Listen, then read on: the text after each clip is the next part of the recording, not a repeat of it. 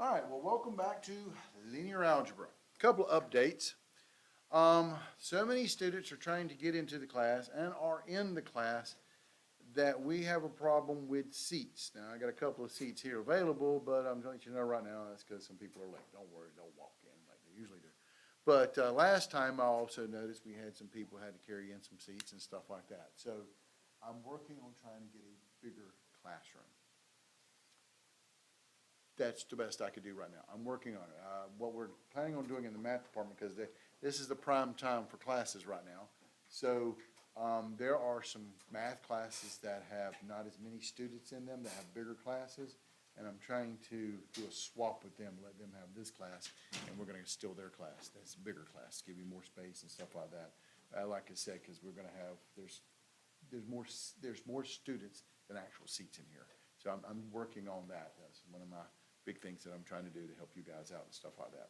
All right, so let's go ahead and get started on today's lecture. Last time, we were working on the concept of systems of equations and actually how to solve those systems of equations. All right, and what we discovered was, when you keep writing those systems of equations, we did the substitution method, we did that classic elimination method, that allowed us to cancel some variables and make it easier to solve for the remaining variables, so forth and so on. And within that elimination method, we basically came up with some rules that, just to save ourselves some time, so when you take a linear equation and you line it up, you got your x variable, your y variable, maybe a z variable, whatever, you line these guys up, and then you can rewrite this as a block matrix where the coefficients go into the particular positions. And we create matrices out of this guy. So again, we did all that last time. And so these were the operations, and there were three basic operations that you could use to manipulate those equations. First one, you could replacement, and that is you can replace one row by taking the sum of that row and adding it to a multiple of another row. That's one of the things that we did. That's your first one, and that's probably the biggest one right there that we can actually do. Okay? The second one, we can interchange two rows, aka you can swap two rows. Remember, the rows represent the equations. And the third thing that we can do is what we call scaling. You can multiply an entire equation by a constant and just replace that equation with the scaled up version, bigger numbers of that same equation. Okay? So there's three things you do. You can multiply all the entries in a row. Remember, a row represents an equation. Multiply all the entries in a row by a non-zero constant. You can interchange two rows, swap rows. And you can, and here's the big one, you can replace one row by the sum of that same row with a multiple of another row being an equation.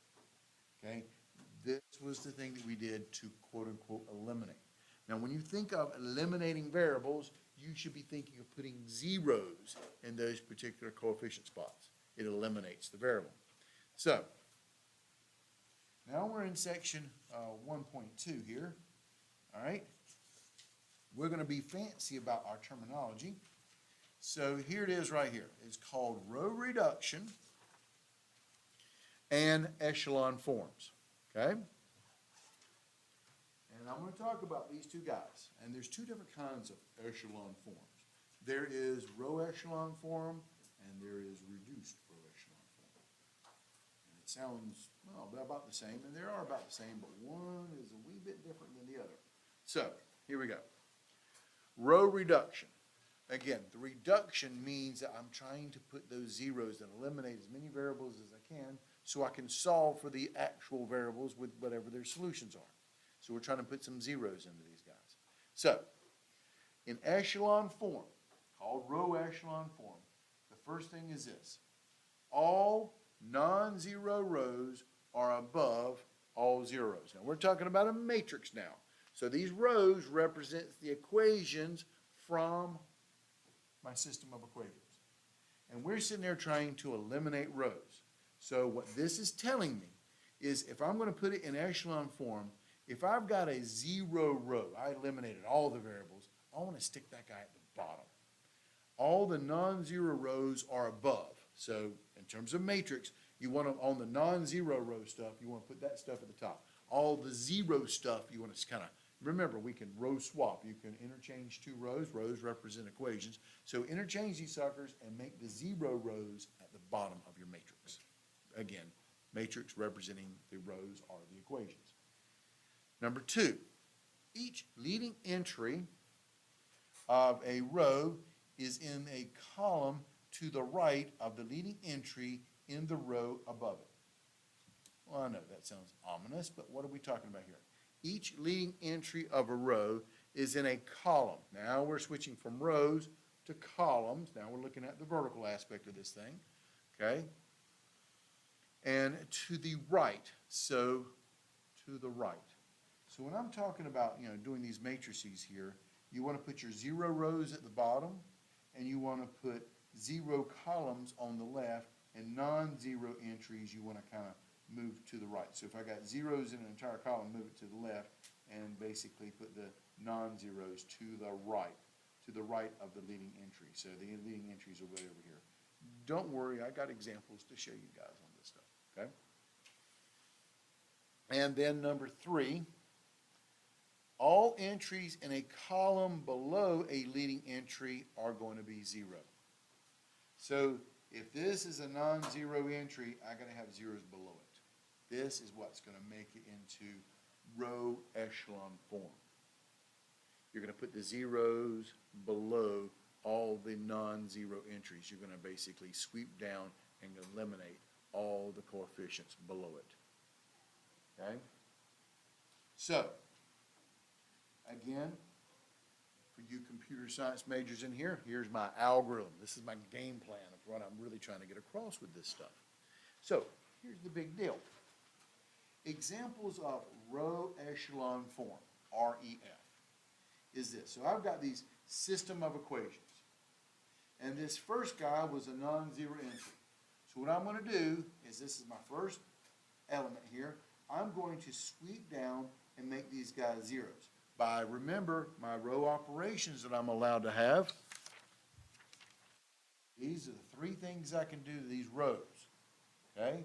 I can interchange rows, I can scale a row, but more importantly, I can replace one row by the sum of itself and the multiple of another row, and that's how I'm going to put zeros in this, guys. I'm going to eliminate the variables like we did with that elimination method. So, I got a non-zero entry here, I'm going to have zeros below it. Here's my next, now you notice I'm looking at the rows and zeros below it.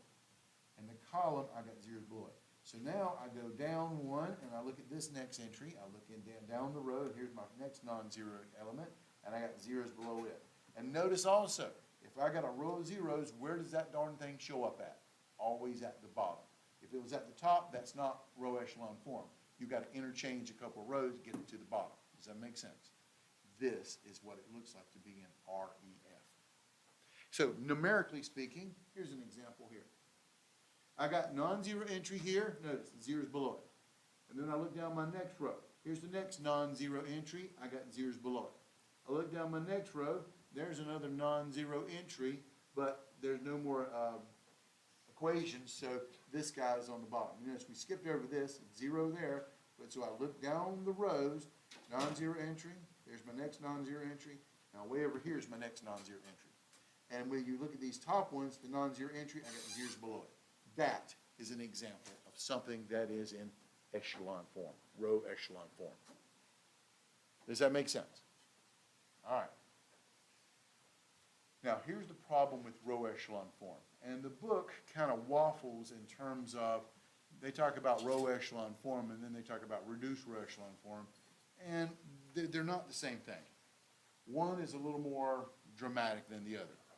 One is not unique. But when it talks about uniqueness, it's actually referring to the other one, which is the reduced row echelon form. Reduced row echelon form of a matrix makes the matrix unique.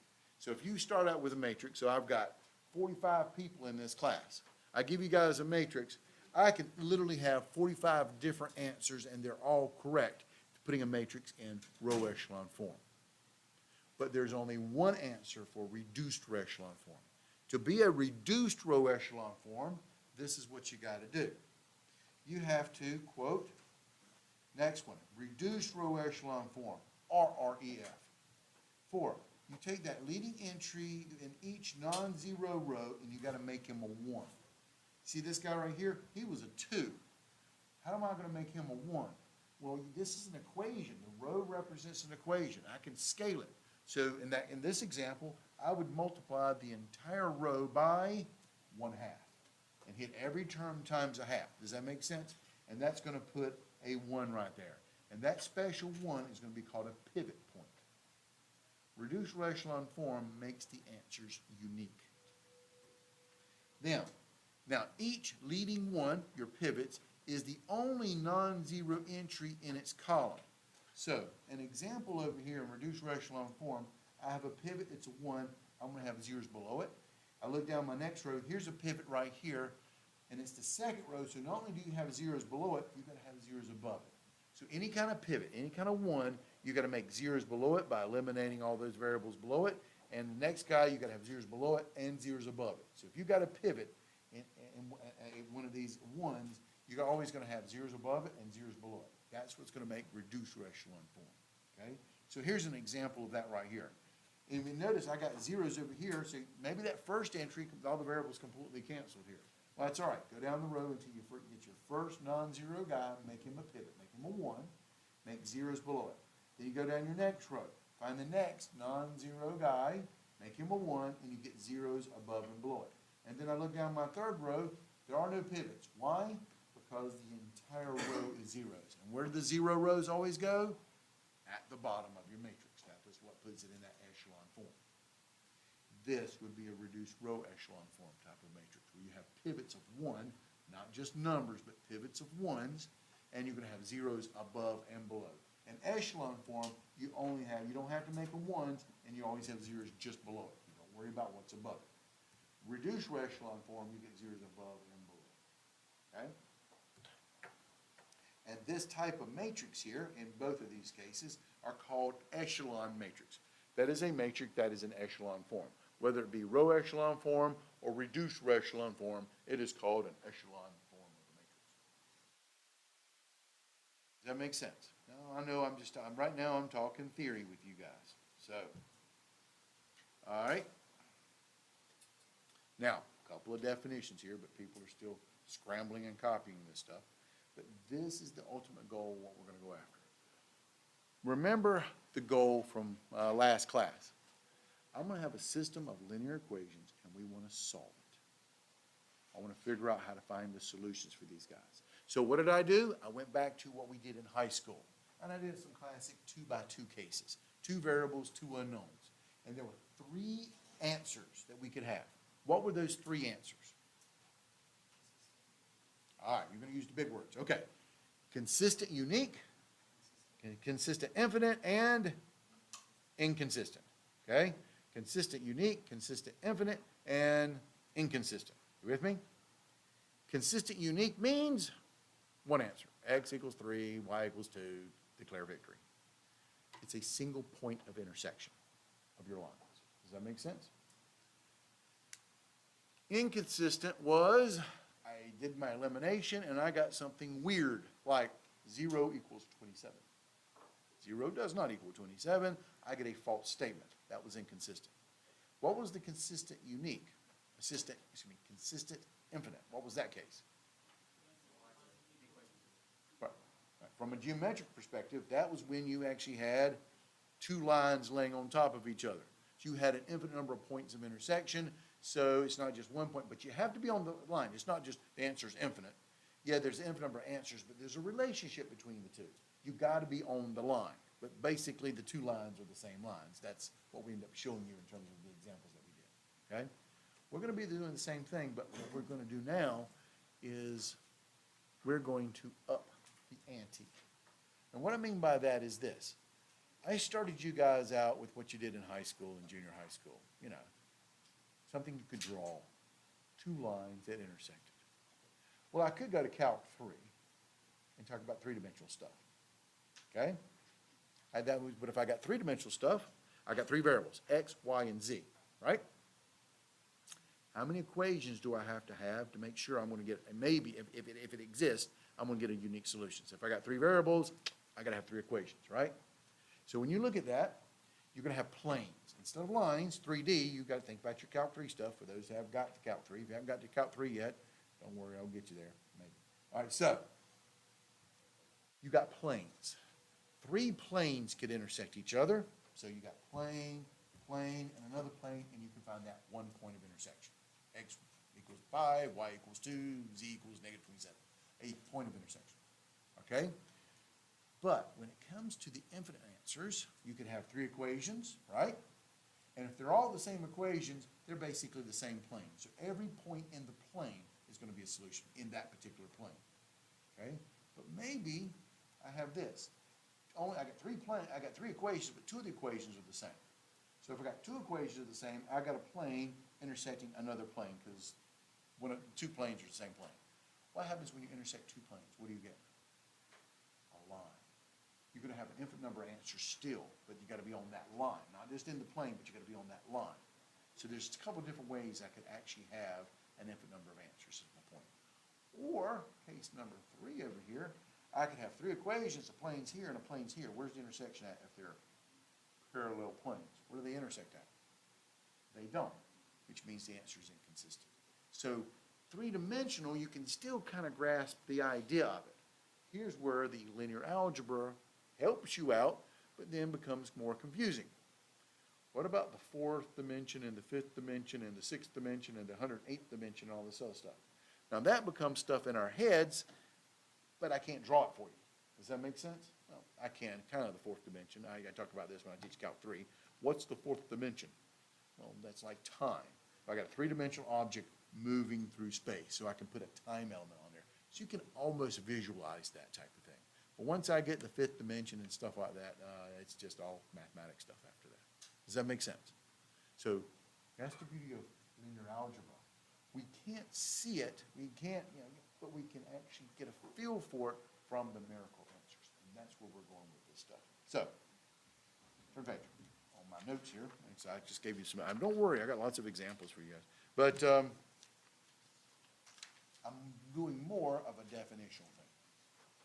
So, with this, here we go. Any matrix that I give you guys, matrix, rows and columns of numbers. Matrix is what we talked about last time. Any matrix can be row reduced. And that's what we're going to be focusing on is row reduction, because the rows represent those equations.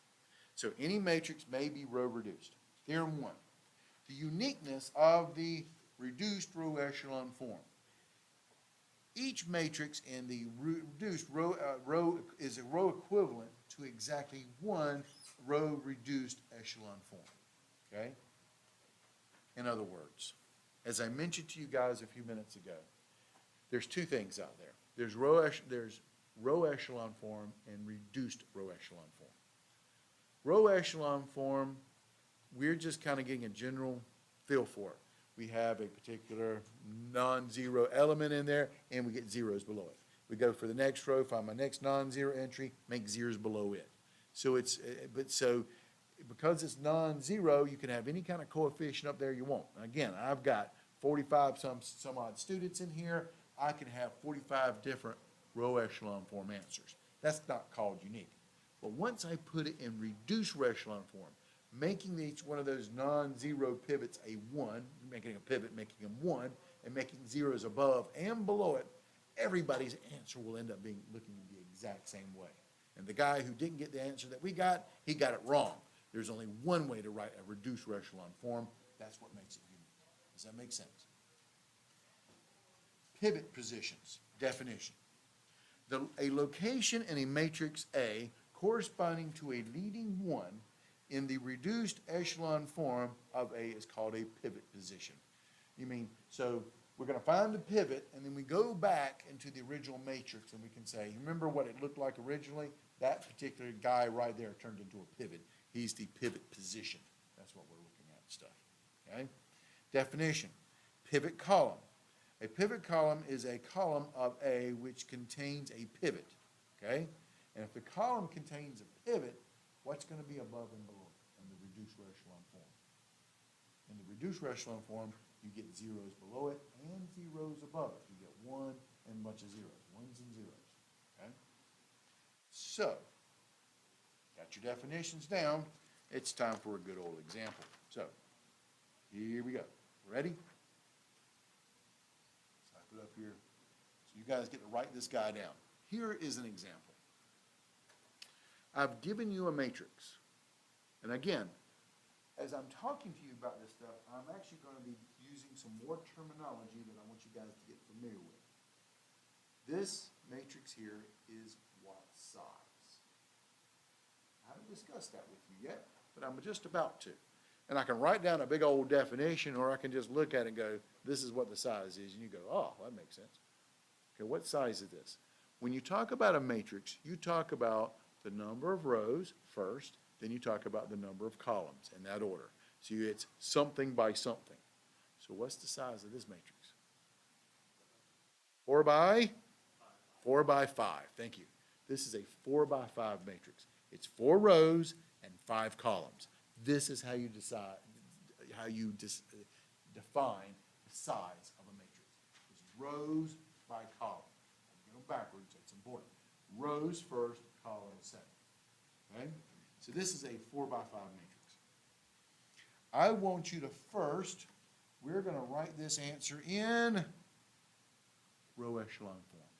Okay? Here we go.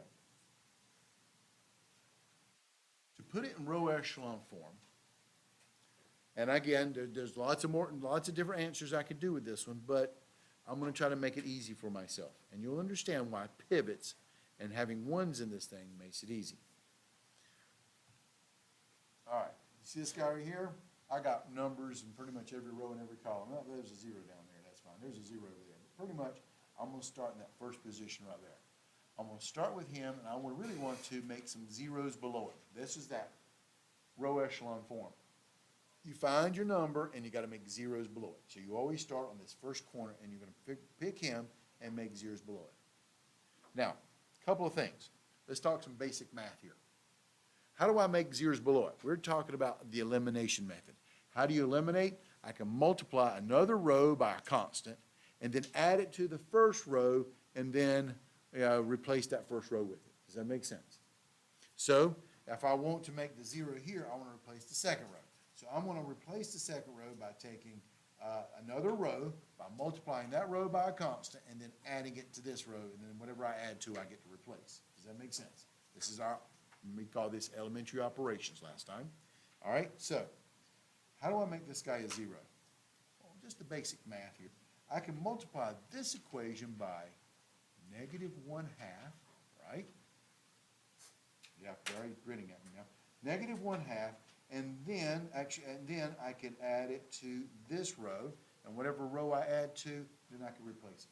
But what is your first inclination when I hear the words multiply the top row by 1/2, or in this case, -1/2? I see careless errors in you guys just failing the crap out of this class. All right, so we want to avoid fractions as much as possible. It's not that you can't do it, it's just that I have no faith in you in terms of fractions, because I've seen your algebra abilities and all my students' algebra abilities ever since I've been teaching it, and every year it gets worse. Is why? This is why, right here. You guys have been ruined. Okay? Can't do basic math in your head. You gotta have one of these things on the calculator. I'm not arguing you can do math. Okay, I'll give you that. But if I tell you to do math in your head, man, what you guys fall apart. All right, so I'm trying to avoid you guys falling apart. So what I'm telling you is this. We want to make this stuff simple. I can't guarantee you're not going to come to a fraction. But if I'm doing a problem, I'm going to avoid fractions as much as possible until I can't avoid them anymore. So so there's strategies of how to do these kind of problems in avoiding the hard math, okay, fractions, by pushing that stuff to the end. So instead of making this my real pivot using this equation, I prefer to have a 1 in this thing, okay? I like to have a pivot of 1. Ones are great because ones are easy to manipulate. I can turn 1 into any number by multiplying whatever number I want, right? This is why pivots are cool. You can convert them into anything.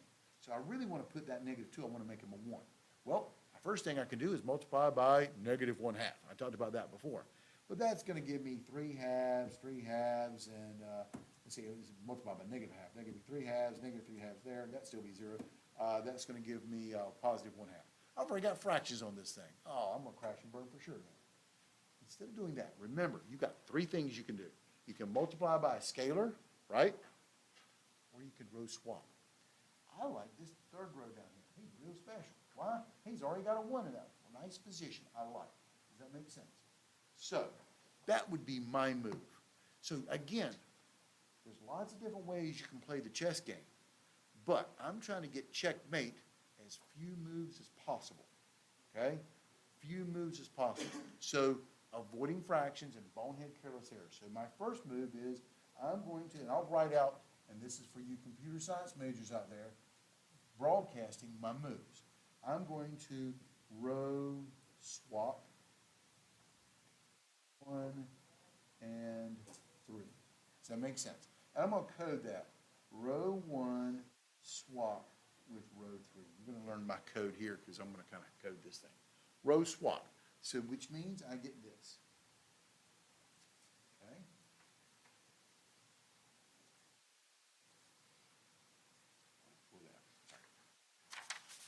Put that one on top of that one. All right, row swap. Here we go. Row 3 goes on top. That becomes a 1, a 4, a 5, a -9, and a -7. Row 2 stays where it's at. -1, -2, -1, 3, 1. Row 3 now becomes -2, -3, 0, 3, -1. And row 4 stays the same. 0, -3, -6, 4, 9. Does that make sense? Did I lose you guys anywhere? And basically, I just did that. Does that make sense? Now, to be in row echelon form, just REF, once I get that first position, pivot, I gotta make zeros just below it. How do I make zeros below it? I'm gonna take this guy right here, and I'm gonna sweep down and make zeros. There's already a 0 there, so I'm good. Does that make sense? But I gotta kill these 2 guys off. And I'd like to do as few moves as I can, save some ink, save some paper here. So here's what I'm gonna do. I'm gonna take row 1, I'm gonna add it to row 2. What happens when I take 1, add it to -1? What am I gonna get?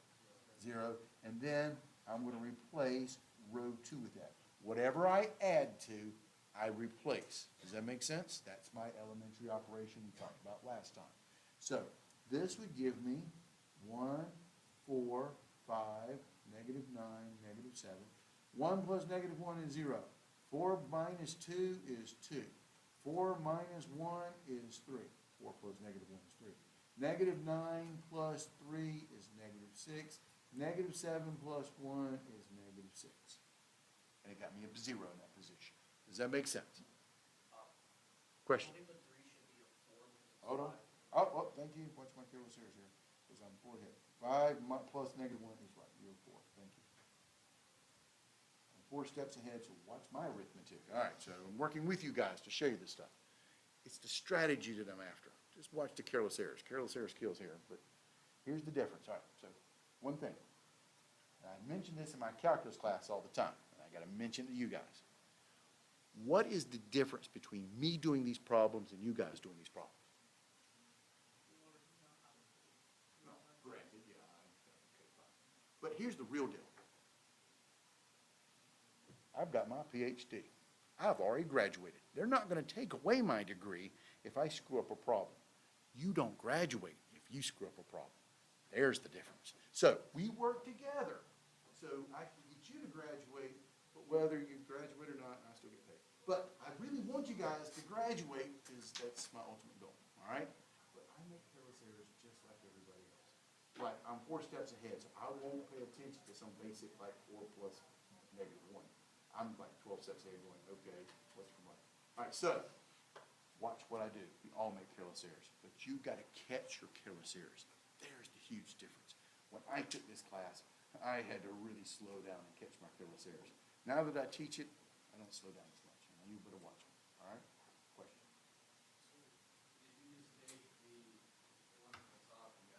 Row 1, and then I added it to row 2, and whatever row I added it to, I replaced it. But now, because I'm trying to save some ink and paper, I'm going to do this. I'm going to come down here and sweep down.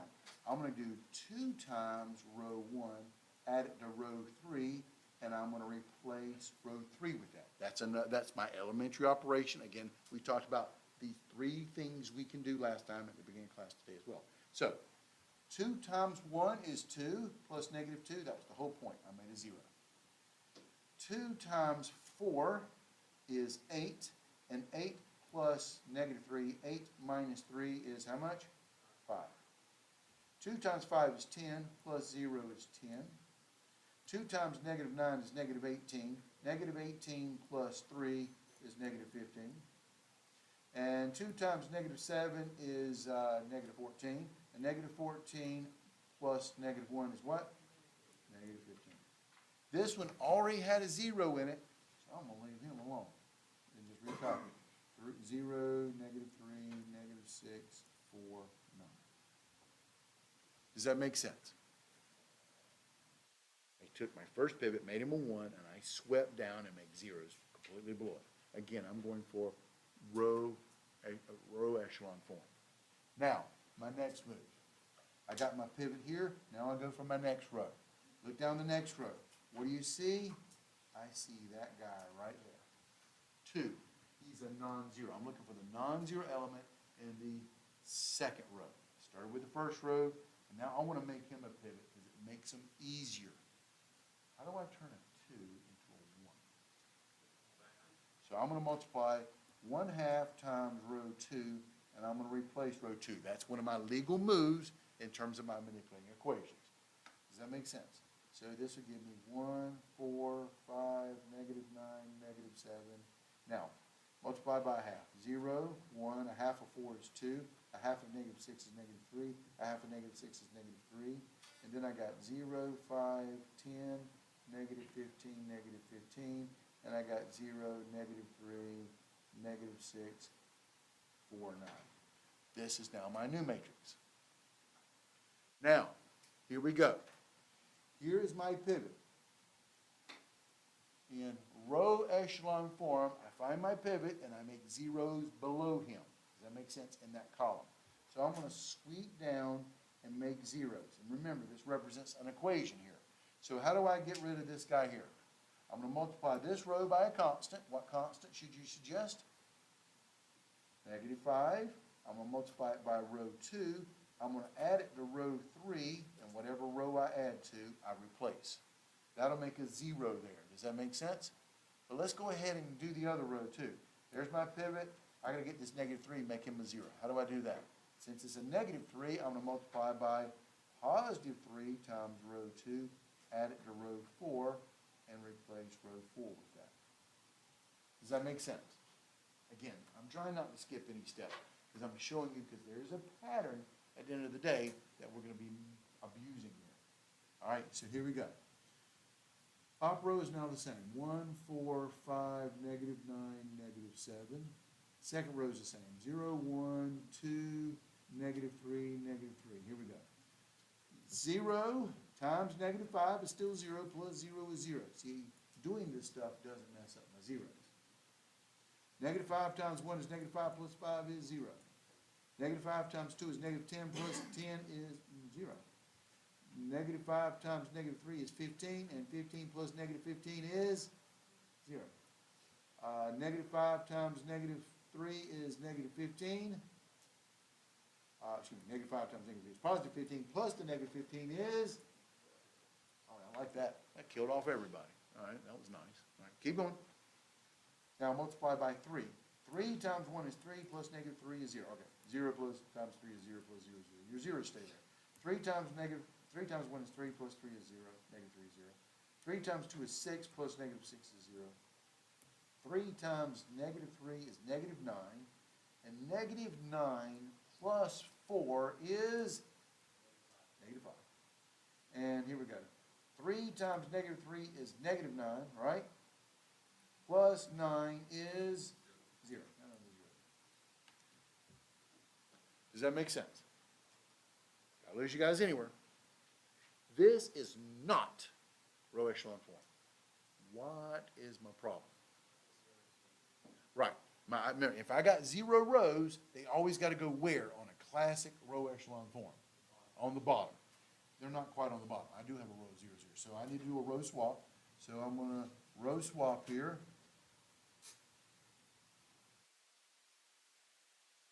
What is it? Row 3 and 4, right? And then my symbol for that is going to be the R3 and back and forth to R4, just swapping those two rows there. So I get this. 1, 4, 5, -9, -7, 0, 1, 2, -3, -3. Swapping these rows at 0, 0, 0, -5, 0, and then 0, 0, 0, 0, 0. And I want to put a star by this guy. This guy right now is in reduced echelon form. Does that make sense? What is row echelon form? I find my non-zero entry pivots, and I gotta have zeros below them. And that's it. First row, first column, zeros below it. Second row, second column, zeros below it. Third row, fourth column, because this was a 0, the first non-zero term in the third column, the third row is right here, -5, and I got zeros below it. Row echelon form does not require pivots to be ones. Reduced row echelon form does. However, making them 1 made it a lot easier for me to manipulate and kill off the other equation, other terms to put the zeros in there. Does that make sense? So this is in reduced row echelon form. But what did I tell you about reduced row echelon form? The answer is not unique. I could take this first equation, first row, and multiply by 5. I could take the second equation, multiply by 3, and just replace them, and that would give me more matrices that are in row echelon form because you don't have to have pivots of 1. Once you make the pivots 1 every time, then it begins to make uniqueness, but you got to have that unique reduced row echelon form. So personally, if I was going to do this problem, and I'm just going to put a dotted line right here, this is for your benefit, I would actually multiply -1/5 times row 3 and replace row 3 with that. I would scale it back because that -5 just bothers me. And I want him to be a pivot like everybody else. I'll make him a 1. This would give me this. 1, 4, 5, -9, -7, 0, 1, 2, -3, -3, 0, 0, 0, 1, 0, 0, 0, 0, 0. There we go. And you know what? You see this matrix right here? He is also in row echelon form. Row echelon form answers are not unique. They're the same thing. It's just scaled it, one of their equations by, in this case, -1/5. Does that make sense? Now, question first? Yeah.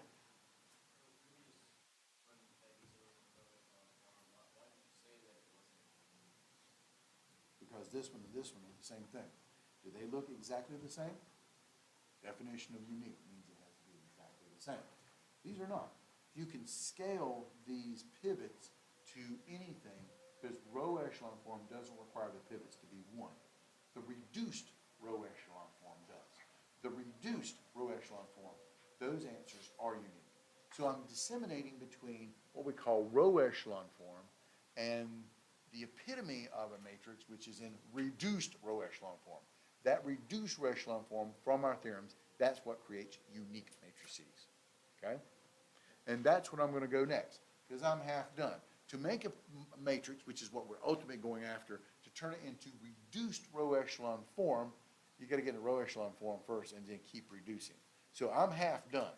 I got to finish up the rest of the way. So I'm going to slide my paper up here, try to put it at the top for you guys. Fall off the page there. There we go. And now I'm going to go, see these are row echelon forms. Now let's go after RREF. Reduced row echelon form. Okay? Now, to do reduced row echelon form, you remember those pivots you're after? The difference there is the pivots have to be 1, but I went ahead and did that one up here. And you've got to have zeros below and above the pivots. So we're half done. So now, my next move to go for reduced echelon form is to take this third pivot and now sweep up. Does that make sense? I'm going to sweep up and make zeros there. So I'm going to take 3 times row 3 and add it to row 2. And whatever I add to, I replace row 2 with that. And while I'm at it, I'm going to multiply 9 times row 3, add it to row 1, and I'm going to replace row 1 with that. Notice what happens. The row that you're manipulating stays the same. The bottom row is a row of zeros, so just go ahead and leave him in there. 1, 2, 3, 4, 5 zeros. This was 0, 0, 0, 1, 0. Now, watch what happens here. 0 times 3 is 0 plus 0 is 0. 0 times 3 is 0 plus 1 is 1. 0 times 3 is 0 plus 2 is 2. But 3 times 1 is 3 plus negative 3 actually makes him 0. 0 times 3 is 0 plus negative 3 made him a negative 3. But it did put a 0 there. Does that make sense? Now we're going after the top row here. Multiply time 9 times. 9 times 0 is 0 plus 1 is 1. 9 times 0 is 0 plus 4 is 4.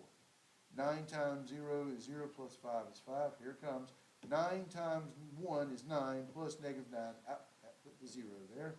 And then 0 times 9 is 0 plus negative 7 is negative 7.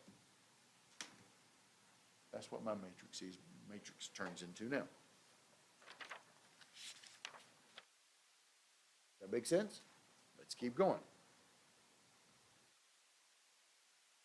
Now, where's my next pivot? It was this guy right here. This guy is not a pivot. You look down the rows for the 1. Those are my pivots, the first non-zero entry in the row. This one doesn't have a pivot. This was a pivot. 0 is below it and above it. Here's your next pivot. I got to move one more move. I got to multiply negative 4 times row 2, add it to row 1, and replace row 1 with it. Okay? Here we go. Bottom row of zeros stays the same. 0, 0, 0, 0, 0. Next one stays the same. 0, 0, 0, 1, 0. The next one is 0, 1, 2, 0, negative 3. And now here comes. Perfect. All right, 0 times negative 4 is 0 plus 1 is 1. Negative 4 times 1 is negative 4 plus 4 is 0. Negative 4 times 2 is negative 8 plus 5 is negative 3. Negative 4 times 0 is 0 plus 0 is 0. And negative 3 times negative 4 is positive 12. Positive 12 minus 7. 12 minus 7 is what? 5. Here's my answer. This guy is in reduced row echelon form. Does that make sense?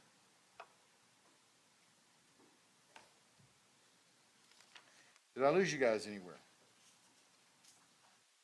Okay? Questions? Yeah.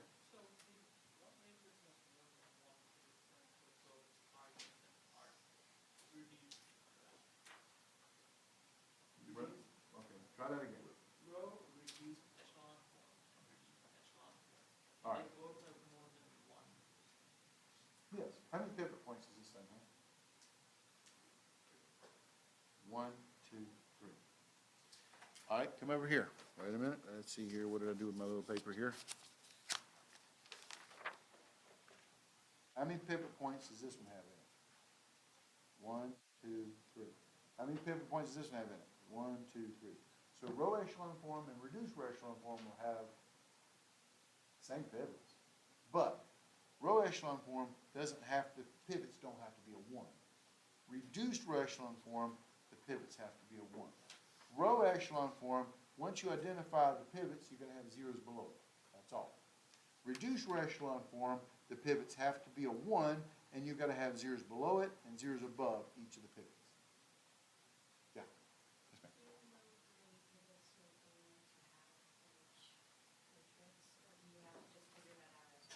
You've got to figure that out as you go. You can't quite look at it. This one happens to have 3. I could have 1, this one have 4.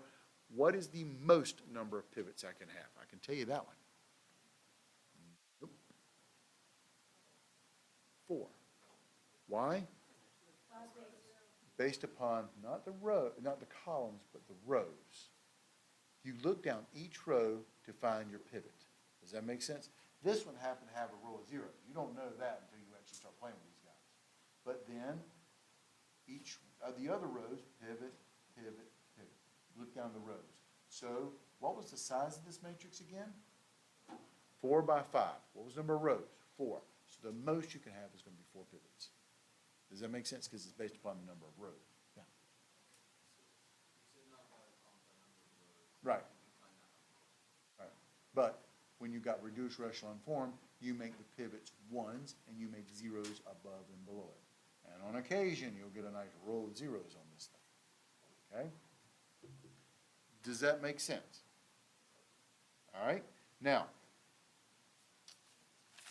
let me go all the way back over here. All right? So, what was the original matrix?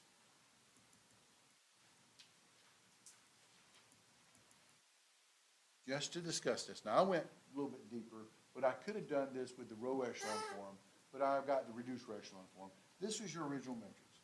What was it again? See if I can copy it. -2, -3, 0, 3, -1, -1, -2, -1, 3, 1, 1, 4, 5, -9, -7, 0, -3, -6, 4, 9. This was the original matrix, right? What was the pivot positions? We talked about that as a definition. I want to show you that. Pivot positions.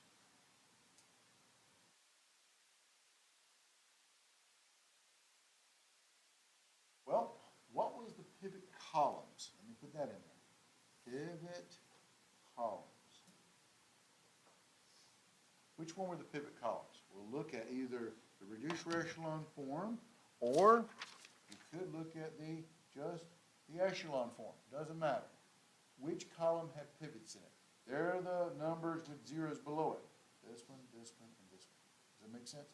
What columns are those? 1, 2, and 4. 1, 2, and 4. These were the columns that had the pivots in it, right? And you could also do this by looking at the reduced echelon form guy here. And I got him right here. This column, and this column, right?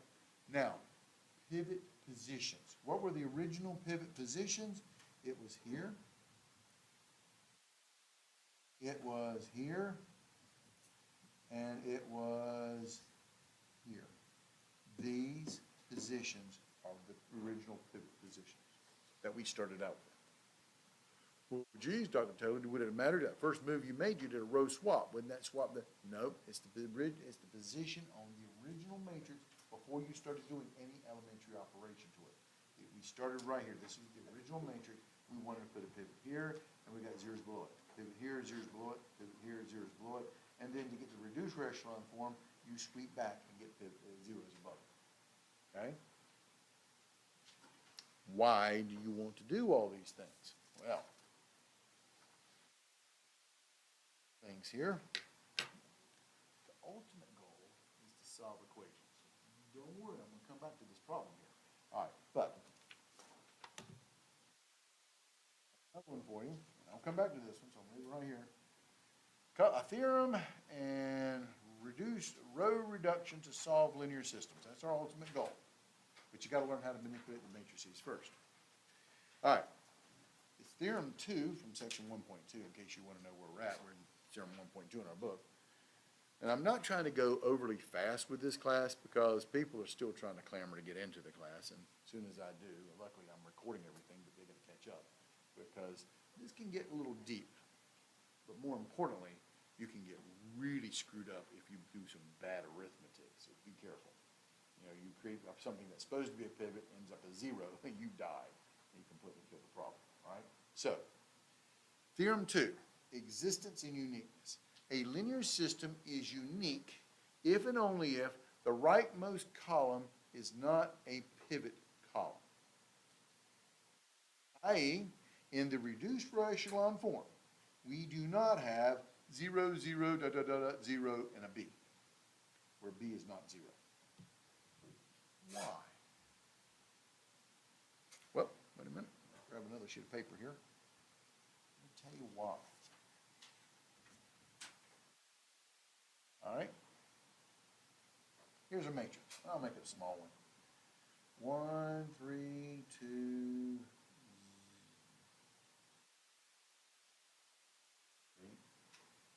0, 1,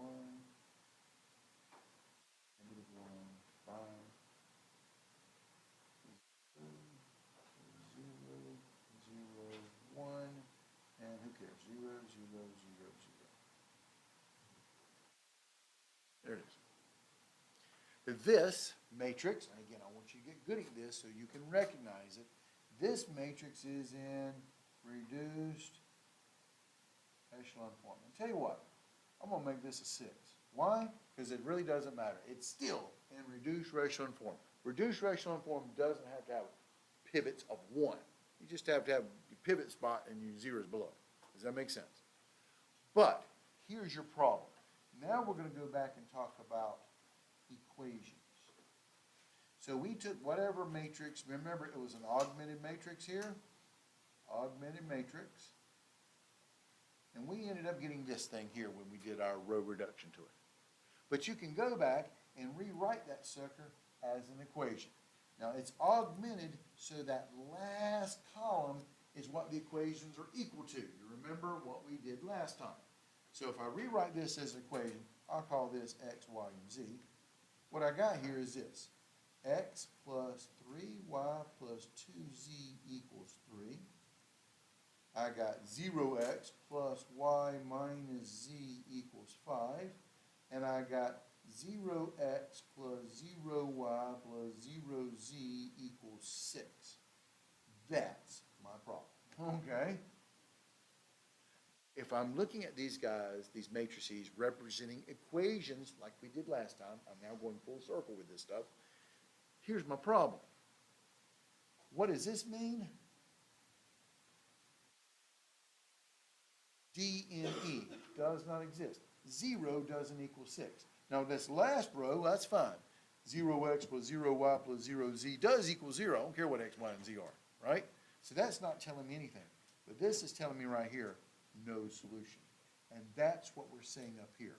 In a linear system is unique if and only if the rightmost column is not a pivot. If this guy, this was a pivot guy, right? Rightmost column, he's a pivot, but when you put it back in the augmented matrix, this is the constant. The constant parts can't be pivots. The pivots have to be where the variables are at, x, y, and z. So, you can't have this zeros and a constant on this side. That's going to give you the does not exist case. And that's what they're referring to. That's going to be inconsistent when that happens. Second part here is this. If the system is consistent, got to read my handwriting here, consistent, okay? If the system is consistent, then one, the unique solutions, we have what we call no free variables. All right, I'll talk about that in a second. All right, and two, infinite many solutions, you're going to have what we call free variables. All right, so wait a minute, I got some more stuff for you. I'm setting you up on how to solve this stuff. I'll let you copy this in just a second. Let me come down here and talk about this for a second. Right up here. All right. You get, now we can't have this case. Maybe I have this case. All right. 1, 2, 3, 4. 0, 1, -1, 2, 0, 0, 1, 5. Okay, I made this up. All right.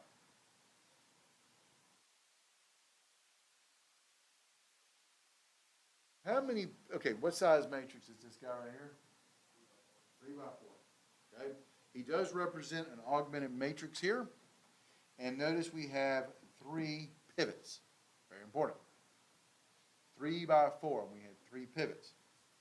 Now, if you go back and rewrite this as an equation, again, I'm just focused on row echelon form. You'll discover very quickly once I'm playing this game that why reduced row echelon form is so much better. All right, what's the equation? It'll be x plus 2y plus 3z equals 4, because I have no imagination. 1, 2, 3, 4. I have y minus z equals 2. And what is that third equation telling me? No x, no y, but 1z is equal to 5. And now I could work my way back. Z equals 5. So y minus z equals 2. So y minus 5 equals 2. Add 5 to both sides. That tells me y is equal to what? Okay, I can do that kind of math. And now that I got y equals 7, now I've got this. X plus 2y plus 3z equals 4. X plus 2 times 7 plus 3 times 5 equals 4. Okay, big numbers now. 14, x plus 14 plus 15 equals 4. Let's see here. That's what, 29? Move it to the other side. Subtract 29 from both sides. I get x to be equal to what? Negative 25. Agreed? What am I getting? Okay, I'll read put that word in there. Consistent, unique solution. X equals, what was it, negative 25. Y equals 7. Z equals 5. Does that make sense? But this was using this in row echelon form. May I show you why you would like to have reduced row echelon form if you're going to be using solving system of equations?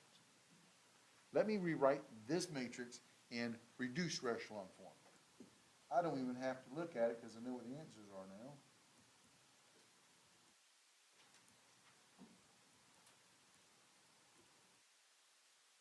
This is in reduced row echelon form. It's the same matrix. You can knock yourself out and sweep up and do this, but you'll get this answer. What's so great about reduced row echelon form? You can just read off the answers. Why? X plus 0y plus 0z equals negative 25. X equals negative 25. 0x plus y plus 0z equals 7. Y equals 7. 0x plus 0y plus z equals 5. Z equals 5. Question? Is the equation on the right where you have like x plus 14, 16, you put like the 25 or negative 25? Well, that was, what's 14 plus 15? Okay. But you're going to solve for x, so I subtract 29 from both sides. And 4 minus 29 is negative, as it's pointed out to me, 25. Okay. So I just solved it. Okay. So, but my point is, don't you like reduced row echelon form? You could just read off the answers. I didn't have to go back and do all this mess. You can just read off the answers. That's the beauty of reduced row echelon form. And notice this, x, y, z, there are 3 variables, and we say since every one of the variables is a pivot, there are no free variables. Now again, I'm turning into a terminology thing with you guys. That's the big part about linear algebra. Here's these terms we're using. Free variables. Well, what about something like this? Okay? Here we go. Something like 1, 0, 2, augment with 5, 0, 1, negative 3, 1, 0, 0, 0, 0. This represents the equation. This is x, y, and z equals, and this is your constant. Okay? So these are this is another matrix here. But in this last matrix, how many variables did I have? 3. How many pivots did I have? 3. I got a unique solution. Unique solution on this guy. Consistent, unique. Does that make sense? How many variables do I have here? It's an augmented matrix. It's 3 by 4. How many variables do I have? 3. How many pivots do I have? 2. 2 are pivots, which means one of them is not a pivot. A not pivot, I know this is my English, not the textbook, not pivot equals free variable. That's what the book calls your free variable. Does that make sense? Did I lose you anywhere? All right, so here we go. The non-pivots, or not a pivot, is going to be a free variable. So which means x is a pivot, it's a variable. Y is a pivot, it's a variable. Z is not a pivot, right? Free variable. So how do I figure out the solution for these things? We're going to go back and write it as an equation. So watch what I do. I'll do it again later. All right, this is going to give you the equation x plus 2z equals 5. The next one's going to give you y if minus 3z equals 1. I only got 2 equations, right? Because that, we no reason to write 0x plus 0y plus 0z equals 0. Pretty obvious. We don't write that guy. So there's only, after my row reduction stuff, I only got 2 equations because one with the rows, one of my equations completely killed off and made a bunch of zeros. You with me? If you want to solve this guy, it is called parametric equations. Solve for the pivots. Solve for pivots. Okay? Solving for the pivots. Who are the pivots? X and who? Y. So solving for the pivots, x is equal to, solving for it, I'll subtract 2z from both sides, minus 2z plus 5. Solve for the pivot. Y is a pivot. Y is equal to, add 3z to both sides, 3z plus 1. Understand, I'm moving them across to equal to, so it changes the sign. You with me so far? Now, these are pivots. Who is the free variable? Free variable is z. So you just set z equal to z. Z is free, which means he can be any number you want him to be. Does that make sense? He's free.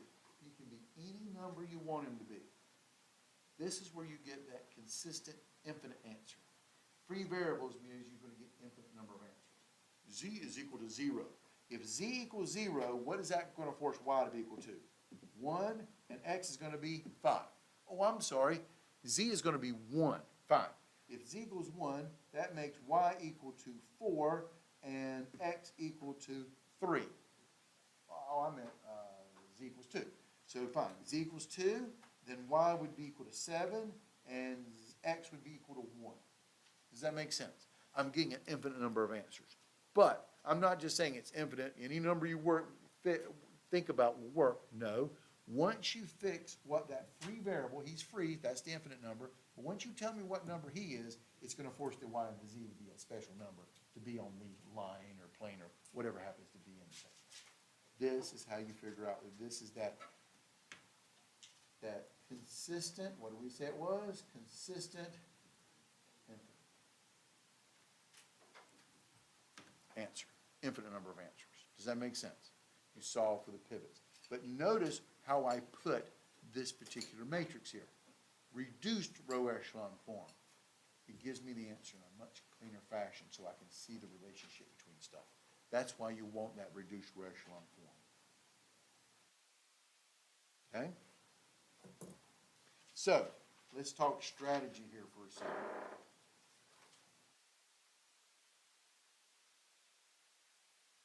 Question, yeah, sorry. Which one, this one? Okay.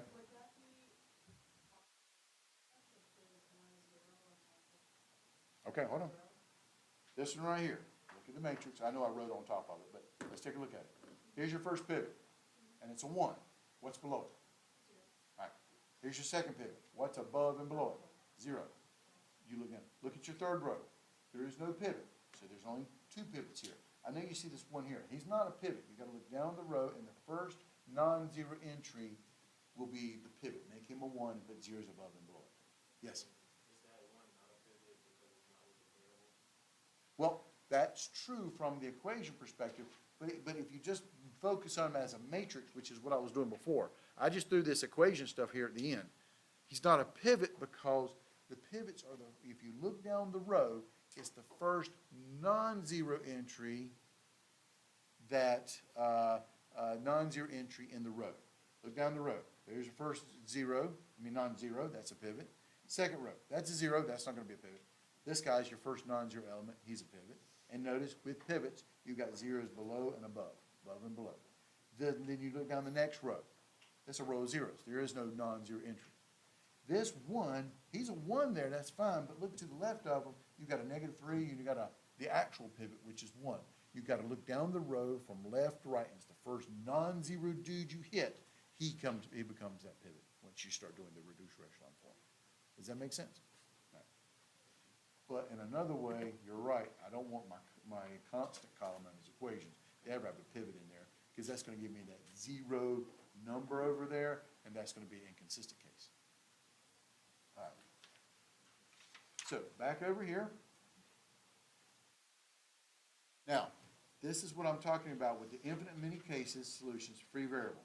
Unique solutions, you don't have any free variables. And if I ever got on my reduced echelon form matrix, and I got a bunch of zeros, and that last column is a non-zero number, that's going to be the inconsistent case. Does that make sense? Now, quote, using row reduction to solve a linear system, the big picture, what we're really going after here. First thing you do is I'm going to give you a system of equations. 5x1 plus 2x2 minus 7x3 plus 45x4 plus 16xy.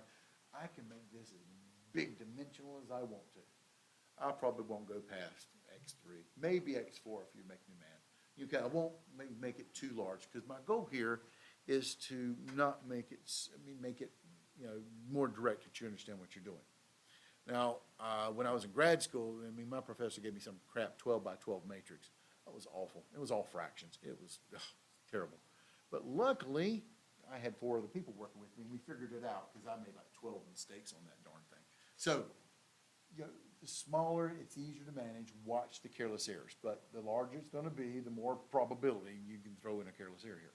So, you take that system of equations, and you write it as an augmented matrix. Make it a matrix. Coefficient matrix, augment with that equal to the constant, and that's your big matrix. Row reduce to get the echelon form. Now, again, what I'm talking about is reduced echelon form. Row reduce it, reduced row echelon form, being fancy on this thing. And remember, if you got a row that has a bunch of zeros and that last column is a zero, you don't need to keep working on that matrix to turn it into reduced echelon form. You can just stop right there, because if I got 0 equals 5, that's going to be no solution. Go ahead and stop, declare victory, put a flag in it, salute it, move on to the next problem, because it's inconsistent. But if it's consistent, go on to step 3. You want to put it in reduced echelon form. So you go for row echelon form first, and if you get up zeros and you get a pivot in that last column position, the answer is going to be inconsistent, and you're done. Get the matrix in reduced row echelon form, RREF, and then interpret, and that's what I was doing for you a few seconds ago. Write the equation again, and then you solve for the xi's, solve for the pivots, and then put your answer in parametric form. You solve for the pivots, and the non-pivot guys become your free variables. This is what I did here. I turned this guy back to the equation. Well, who were the pivots? X and Y. I solve for X and Y, and the non-pivot, you just make him equal to himself. He's the free variable, and that gives you the inconsistent infinite answer. And this is how you write it. And this method of writing it is called parametric form. So I know there's a lot of terminology with this stuff, but you got to play with it to actually get into this stuff. So there we go. That's the big picture on this stuff. So you come over here. Let's take a look at something like this. All right, this is just me talking about general equations here. All right. What is the strategy or the algorithm to get a matrix into reduced echelon form? Because that's really what you want. Echelon form is fine, but reduced echelon form is where you actually pull off the answers and see immediately what the answers are. How do you do that? Well, you got yourself a matrix here. You get yourself a pivot and you sweep down and get zeros below it. Then you go for the next the next row, you make that a pivot and sweep down. You go for the next row, make that a pivot and sweep down. If you got a row of zeros, where does the row of zeros always go? At the bottom, and you just leave them alone because you're done with those guys. And so there's this symbol right here. You take a pivot and sweep down, take your next pivot, sweep down, take your next pivot, sweep down. This is your last pivot, you've got a row of zeros. And then you work backwards. You take that last pivot and sweep up, you take the middle pivot and sweep up, and then you sweep down and sweep up. So let me give you this symbol right here. Now, if you're a meteorologist, you think this is a hurricane symbol. If you're an algebraist, this is a method of row reduction. You sweep down first from your pivots, make the zeros below it, and then you work backwards to forwards and you sweep back up. You sweep down, sweep back up, and that's what will put your matrix into reduced row echelon form. That's the pattern, okay? Okay, so on this one, we got this one right here. I went ahead, Merry Christmas, I went ahead and put it into reduced row echelon form for you. Pivot, 1, zeros below it. 0, 1, 0 below it. 1, -4, 0, 2, 0, 4, 2, 0, 0. But this, if you look at your pivots, you got zeros above and below it. And the rest of it, you look down the rows. Pivot here, zeros below it. Pivot here, zeros above it and below it. Last row, bunch of zeros. And now from there, we're going to come up with a solution. This is in reduced row echelon form. Please recognize that. The next thing, if you want to solve this guy, rewrite him as an equation. Remember, he's an augmented matrix, right? So rewrite the equations. This would be x, y, z. I may call them x1, x2, x3, depending on how I'm feeling or what type of set I'm using. But x, y, and z is good enough. So we're going to rewrite the equations. What's my equations? X plus z equals, and believe it or not, that's a 2. 2, okay? The next equation is y minus 4z equals 0. And the last equation is a bunch of zeros. I don't write that. Okay? So you rewrite the equation. The next thing you're going to do is you're going to solve for the pivots. Who are the pivots? Which variables? X and y. Solve for the pivots. So I'm going to solve for the x and the y. So x would be equal to, subtract z from both sides, negative z plus 2. Solve for the pivot. Y is equal to, add 4z to both sides, 4z. Right? Now, who's the free variable? A free variable, you can pick any value you want it to. Who's the free variable? Z. So when you put the free variable up here, you just set the free variable as z, and you just set him equal to himself. He's the non-pivot variable. Does that make sense? And then from there, you've got your parametric form. This is the parametric form. X is equal to negative z plus 2. Y is equal to 4z. And z equals z. This is that free variable. So once you pick the free variable, z equals 1, then y is going to be 4 and x would be 1. Oh, I'm sorry, z equals 2, y would be 8, x would be 0. Does that make sense? So you don't just say all real numbers work. No, you pick the special z, because and again, what you got here is that consistent infinite case. And honestly, this is what we call parametric form of the equation, and the free variable is what gives you the infinite. But it's not just all real numbers work. It's the fact is you got to be on this line. You pick z. That can be anything, but once you pick that z, that forces the y and the z, the pivots, to be the special numbers to get that consistent infinite answer. Does that make sense? This is the game plan on solving systems of equations and stuff. So, one last thing before I go. I got 1 minute. Outstanding. I got 1 page. Perfect.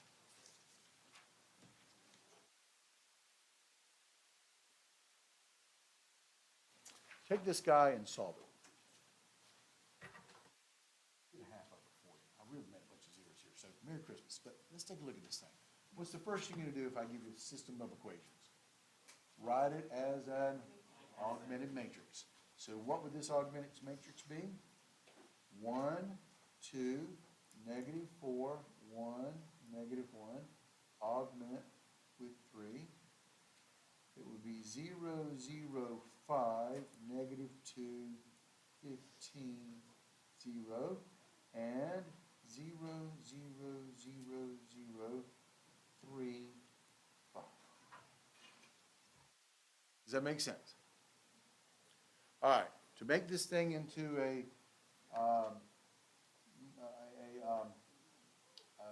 reduced echelon form is the way I would go about doing it. I've already got a pivot here, and I went ahead and put some zeros below it for you. Where's my next pivot at? 5. But to do it in reduced echelon form, you don't want a 5. What do you want? So I'm going to multiply 1/5 by row 2, replace row 2. That would give me 1, 2, negative 4, 1, negative 1, 3, 0, 0, 1. Sorry, guys. Negative 2/5, 3, and 0. And then, what would your next pivot be? Down this row, it would be the 3. So I would go 1/3 times row 3, replace row 3 with it. That would give you 0, 0, 0, 0, 1. Yep, fractions again, 5/3. Does that make sense? Now, because I know I'm running out of time, how would you turn this thing in reduced echelon form? What's your next move? Take this pivot. See, I went ahead and kind of helped you out by swept down, right? And you got your pivots. Now what you got to do? Sweep up. I would do negative 3 times row 3, add it to row 2, replace row 2, right? I would take row 3, add it to row 1, replace row 1, because negative, that's 1, that's a negative 1. And then, once I did that, okay, and then my next one, after that, I'm going to take this guy and move him up and actually make a pivot right there. Does that make sense? I would take row 2, multiply it by 4, and add it to row 1, replace row 1. Why would you do row 3 before row 2? Because you sweep down, and then you got to make zeros. So you want to sweep up on the back end, put the zeros above it. And since these become zeros, when you start sweeping up here, it won't affect those zeros. So like we start with this one to sweep down, you're kind of starting backwards and sweeping up. It's the same format to be able to put those zeros in there.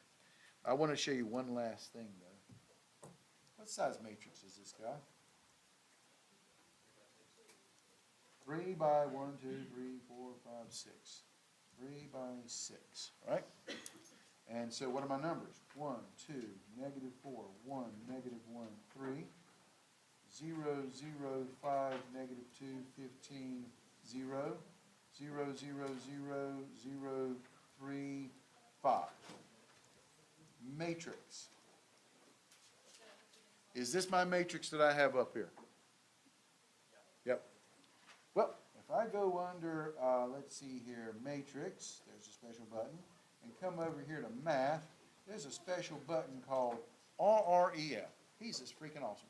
So if I hit RREF on matrix A and do that, I get this matrix, but wait a minute, it's crappy fractions. So math, convert it to fractions. That's awfully nice. And this calculator actually will do it for you and put it in reduced echelon form, the unique answer, and this is what you end up getting. 1, 2, 0, negative 3/5, 0, sorry about the fractions, negative 46/3, 0, 0, 1, negative 2/5, 0, negative 5, and then 0, 0, 0, 0, 1, 5/3. And notice pivots, zeros, pivots, ones, zeros below it, and each pivot, zeros above and below it. This is your RREF. I'm showing you this because where you're going to identify your biggest problem is not going to be with understanding the concept, it's actually getting the matrix into the concept. Having the calculator is very advantageous to check your carousels. However, no work means no credit. I don't want to see this and no work, and all of a sudden, mathematically, where the answer comes from. I know where the answer comes from, but you can check it, especially with all the stuff we're doing. Yes, ma'am? When we're doing our work, can I start at the equations on the side, like the row equations, taking like 3 on 1? Like this is absolutely fine. That just signals to me, you're actually giving me the program of exactly what you're doing. You don't have to write, don't tell me the equation. You want the matrices here, and just do this. It helps you out and it basically will also help you out. When you make a careless error, you'll see 1/5 times 16 is not 5, or, that type of thing. And that's where most problems can be at. So we finished up section 1.2. Next time, we're going to look at vectors in section 1.3 in our book. Also, I've gotten lots of notes from most people. You got that information from me about getting the code, the access code. Hopefully that was helpful and a lot cheaper than the bookstore. So hopefully start working on your homework sets, and we'll talk to you guys on Tuesday. See you guys then.